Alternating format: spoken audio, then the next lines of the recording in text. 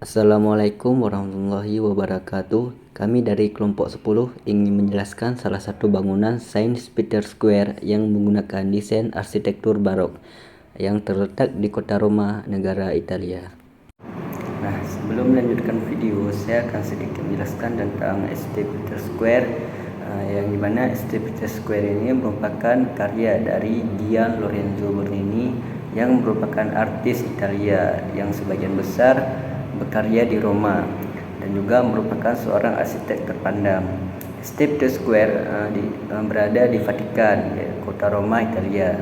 Bangunan ini diklaim sebagai gereja terbesar yang pernah dibangun dan merupakan salah satu tempat tersuci bagi agama Katolik. Tempat ini juga dibuat dengan halaman yang sangat luas dengan tujuan agar semua orang yang berkumpul dari seluruh penjuru dunia bisa melihat paus atau uskup, yaitu seorang pemimpin gereja Katolik.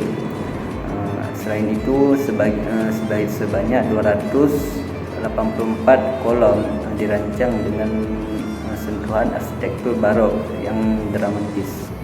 Jadi berikut video penjelasan tentang konstruksi bangunan St. Peter Square. Nah, menurut standar gereja Roma, St. Peter Square ini masih tergolong baru, yaitu baru berusia 500 tahun, yang dimana menjadi rumah sebuah agama yang berdiri sejak 2000 tahun lalu.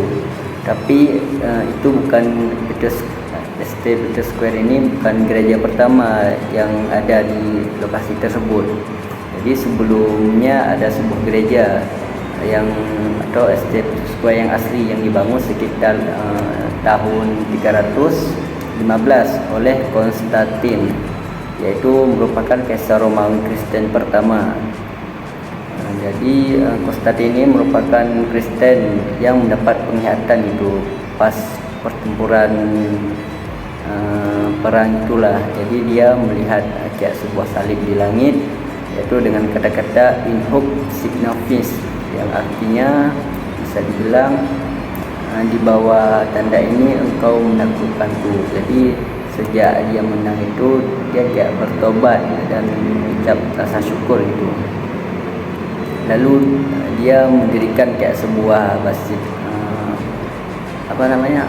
sebuah gereja gitu di atas makam Santo Petrus itu. Jadi seperti kawan-kawan bisa lihat, itu merupakan denah St. Peter Square Basilica Romawi, yang dimana lorong dan bagian tengahnya itu berukuran sekitar setengah dari ukuran gereja saat itu. Dan juga dulu ada halaman air mancur itu di tengahnya ada halaman air mancur dan serami, biasanya disebut nartek itu, yang merupakan tempat baptis. Jadi kalau mereka yang belum dibaptis ke situ masuknya dibaptis dulu di halaman tadi di nartek itu, baru diizinkan masuk ke gereja. Kalau belum dibaptis mereka tidak diizinkan untuk masuk ke dalam gereja itu. Lalu basilika ini memiliki di denahnya ini seperti salib itu, bentuknya seperti salib Latin lah kita bilang bentuk dari gereja ini. Dan ada sebuah makam Santo Petrus yang ditempatkan di tengah-tengah persilangan tuh, bisa di bawah altar. Jadi pada tahun 1505 Julius II, seorang paus yang ingin meninggalkan warisan besar, dia jadi memberanikan diri itu untuk membuat sebuah keputusan di mana menjadi hal yang kontroversial itu untuk menghancurkan ini. Dia mengambil keputusan untuk St. Square ini yang lama, yang versi lama sebelum versi sekarang untuk dihancurkan, untuk dibuat bangunan baru di atasnya.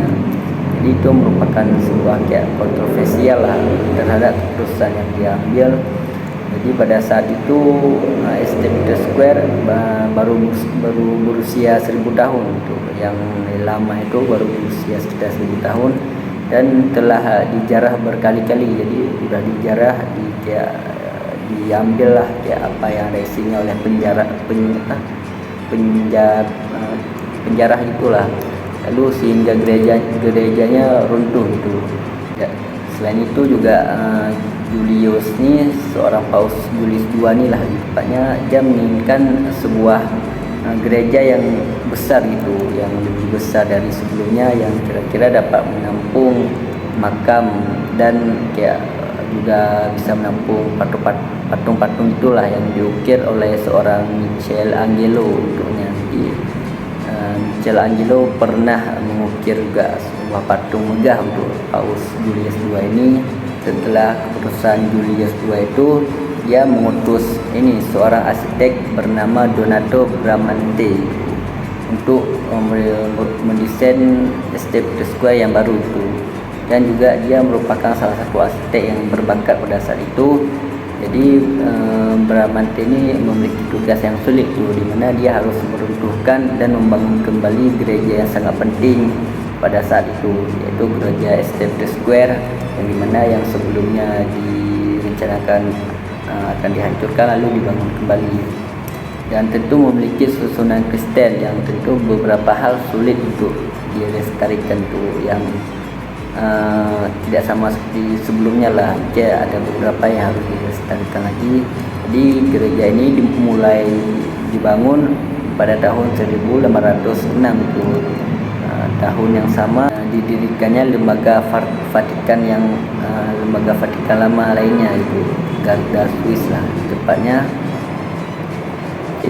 Di situ ada kayak sebuah penjaga gitu, jadi di mana seragamnya itu termasuk dirancang juga oleh si Michelangelo tadi. Jadi dan juga mereka ini bertanggung jawab itu atas keamanan Paus atau ayah dari pemimpin gereja Katolik lebih tepatnya. Jadi sebelum kematian si arsitek inilah, jadi tahun 1514 Bramante mampu gitu menyelesaikan 4 dermaga pusat. Jadi kayak seperti lengkungannya yang menopang kubah itu, dia bisa menyelesaikan. Mungkin teman-teman bisa lihat kayak gambar di samping ini, itu merupakan gambar karya seorang seniman Belanda lah yang berada di Roma saat itu bersama dengan Martin van Helmicke. Jadi itu merupakan kayak karya seni dia yang mungkin dia gambar pada saat dia berada di Roma, pada saat dirancang Estepte Square yang baru. Jadi ini kayak kawan-kawan bisa lihat, Estepte Square ini dirancang oleh arsitek Bramante tadi.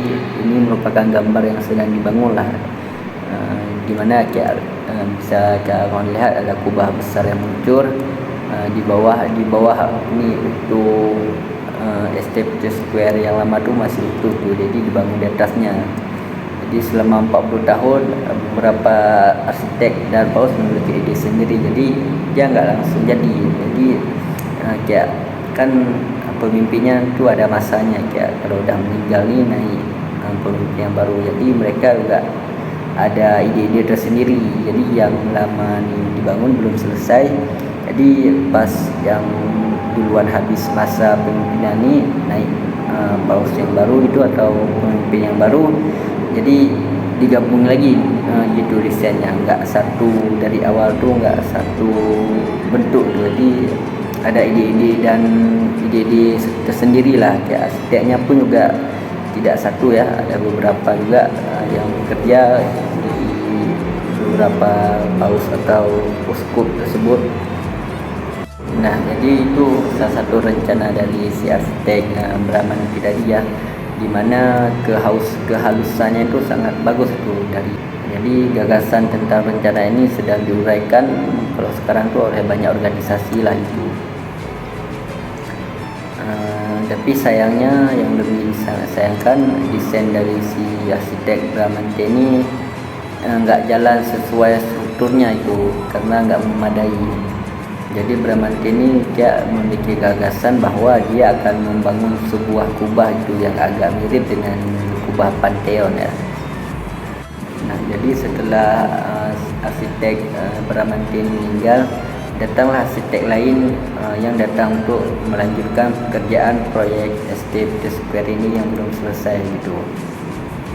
dia melanjutkan pekerjaan dari si Bramante tadi. Jadi dia percaya itu bahwa gereja baru itu harus lebih mendekati gereja ini. Jadi dia berpendapat gereja Estete Square yang baru ini yang akan dibangun harus mirip dengan gereja Estete Square yang lama itu untuk bentuk desain segala macam. Jadi bisa kita lihat ya, jadi Rafael itu menyerahkan kepada Paus Leo V lah sebuah desain yang jadi dia menunjukkan itu desain berbentuk salib Latin yang merupakan bentuk pada tahun 1514. Itu rencana desain dia menunjukkannya pada seorang paus pada saat itu. Namun ketika ia meninggal pada tahun 1520, Baldassari Peruzzi mengambil alih kembali ke bahasa Yunani itu. Jadi untuk penjelasan selanjutnya akan dijelaskan oleh teman saya. Assalamualaikum warahmatullahi wabarakatuh. Saya Salsabila akan melanjutkan presentasi dari teman saya tadi. Ada dinding bagian dalamnya memiliki satu tatanan pilaster dimahkotai dengan adanya kubah berbentuk setengah lingkaran setinggi 46 meter. Dindingnya dihadapkan dengan marmer agar menghasilkan efek elegan dan kubahnya didekorasi indah dengan memakai mozaik. Pekerjaan di bawah Maderno berjalan cukup cepat karena memiliki pekerja lebih dari 800 orang. Di Basilika pada tahun 1612 dia menyelesaikan perpanjangan nef dari fasad. Dalam desain ini dia menunjukkan hubungan kubah dengan tubuh gereja dan dua menara yang menggapitnya. Tapi gambarnya sangat diidealkan karena kubahnya terletak di belakang dan fasadnya terletak jauh sehingga tidak menampak ada orang yang melihatnya. Selain itu, sebelum kematian Maderno, ketika Bernini mencoba membangun menara seluruh fasad mulai runtuh karena salah menghitung berat menara. Bernini dibentuk sebagai pematung, bukan arsitek, karena dengan pengetahuan yang lebih banyak, mungkin arsitek telah memastikan fondasi yang kuat sebelum memberi bobot yang begitu berat atau ekstra. Maka dari itulah ketika kalian melihat St. Peter's, proporsinya terlihat panjang dan lebar, luas. Sebenarnya di sini tuh kalian dapat melihat bahwa adanya persegi panjang dan emas di tengah-tengah menara tersebut sebagai bujur sangkar yang menyatukan bagian atas menara. Ada juga geometri yang sangat indah, tapi justru terlihat sangat berlebihan. Strategis Maderna bagian tengah lebih padat dan lebih plastis, serta mendapatkan kolom menjelang akhir sosok candi.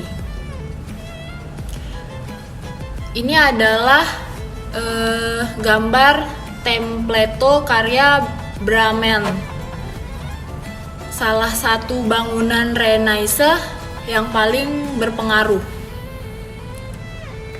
Old St. Peter's memiliki halaman yang diperlukan untuk berbagai ritual yang ritual itulah. Ada juga obelis Vatikan setinggi 25 meter yang dipasang pada tahun 1586. Itu adalah monumen terbesar obelis Mesir. Obelis Mesir pindah ke Roma selama kekaisaran.